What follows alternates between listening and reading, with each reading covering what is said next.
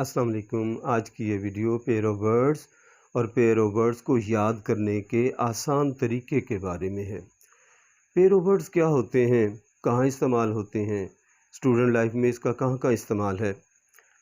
10th यानी matric, FSc और competitive exam में इन्हें जो है यूज़ किया जाता है, इनका इस्तेमाल है और इनके मुख्तलिफ़ मार्क्स होते हैं। कम्पिटिटिव एग्ज़ाम में तो ये एमसीक्यूज़ की सूरत में आएंगे, जबकि 10th और फर्स्ट ईयर में इनके जुमले बनाने होंगे। पेयर्स ऑफ वर्ड्स किन्हें कहते हैं? इन्हें वर्ड्स ऑफन कंफ्यूज भी कहते हैं कि और वाकई ये कंफ्यूज करते भी हैं, समझ नहीं आती क्योंकि ये एक जैसे नज़र आते हैं। पेयर्स ऑफ वर्ड्स, पेयर्स का मतलब क्या है? पेयर्स का मतलब है जोड़े, वर्ड्स अल्फाज, अल्फाज के जोड़े। तो ये एक जैसे नज़र आते हैं, बाज़-औक़ात इनके स्पेलिंग एक जैसे हैं, बाज़-औक़ात इनकी साउंड एक जैसी है और एक जैसे लिखे होते हैं।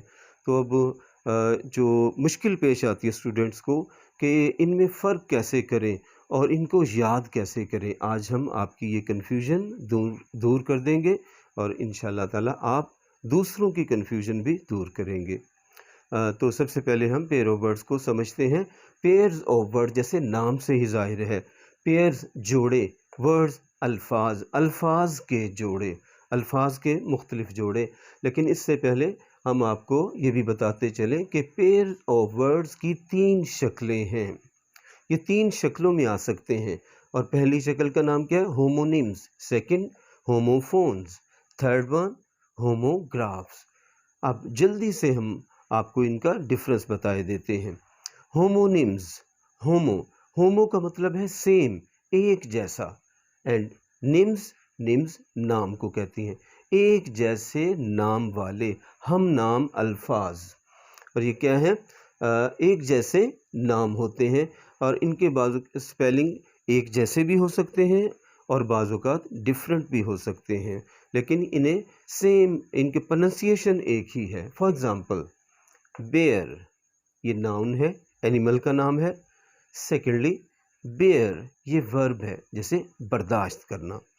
सेकेंडली होमोफोन्स, होमो अगेन सेम, फोन्स साउंड, यानी हम आवाज़ अल्फाज।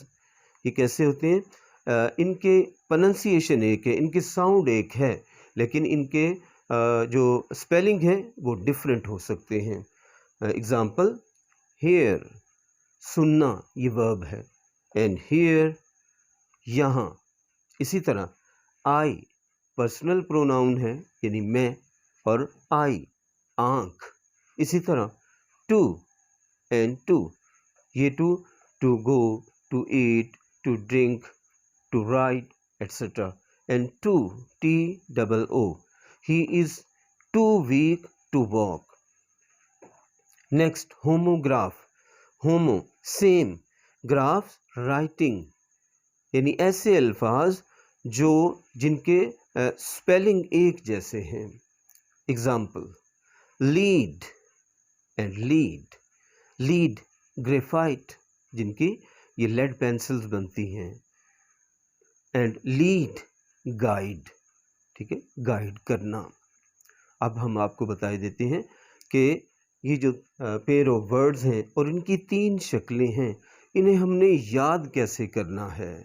और अब हम आपको बताते हैं कि पेयर ऑफ वर्ड्स को कैसे याद करना है, इन्हें कैसे याद करना है, इनकी पहचान कैसे करनी है और सही इनका इस्तेमाल कैसे करना है। तो पहले हम ये 2 अल्फाज हैं, bail and bale, BAIL bail, इसका मतलब है ज़मानत, ज़मानत।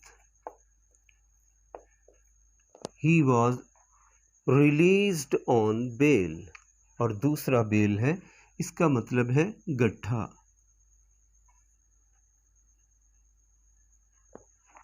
आई सोल्ड 2 bales ऑफ कॉटन। अब ये है कि इसे याद कैसे करना है। देखें, दोनों का प्रोनंसिएशन एक है, लेकिन स्पेलिंग डिफरेंट है। तो क्या है? BAIL बेल, ज़मानत, ठीक है। बच्चे क्या करते हैं? जो ज़हीन बच्चे हैं वो तो ठीक लिख लेते हैं क्योंकि उन्हें सही पहचान होती है। जो कमज़ोर बच्चे होते हैं वो बस टीचर्स को बेवकूफ़ बनाते हैं और यूँ लिख देते हैं, he is a bell, she is a bell, he is advice, she is advice. या फिर वो एक और ट्रिक इस्तेमाल करते हैं कि I ask my teacher what's the meaning of bail, I consulted a dictionary to see the meaning of bell.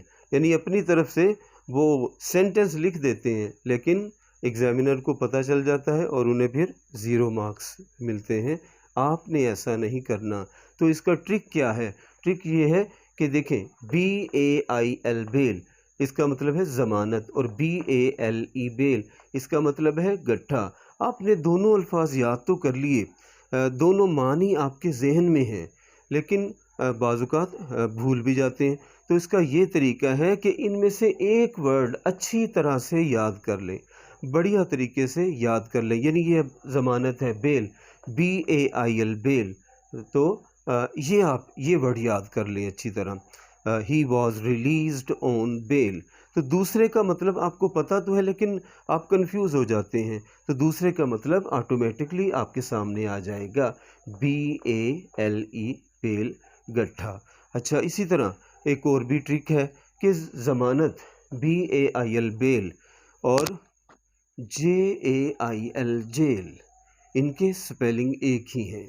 तो अगर आप इनको स्पेलिंग को जहन में रखें और ये समझें कि बेल का दरअसल जेल से भी ताल्लुक़ होता है, बेल का जेल से ताल्लुक़ है। तो ये एक ट्रिक है, बेल BAIL बेल और JAIL जेल। तो ये एक ट्रिक है, या फिर दोनों में से एक वर्ड अच्छी तरह से याद कर लें। और दूसरा पेयर है प्रिंसिपल एंड प्रिंसिपल। अब देखें, PRINCIPAL ये होता है रईस इदारा, किसी भी इदारे का हेड। तो देखें अब इसमें, और PRINCIPLE, अब इसमें ये डिफरेंस है कि इसके आखिर में PAL आता है और ये यानी head of school, head of college, इसे प्रिंसिपल कहते हैं। और प्रिंसिपल ये है उसूल। तो अब इसमें डिफरेंस कैसे करें?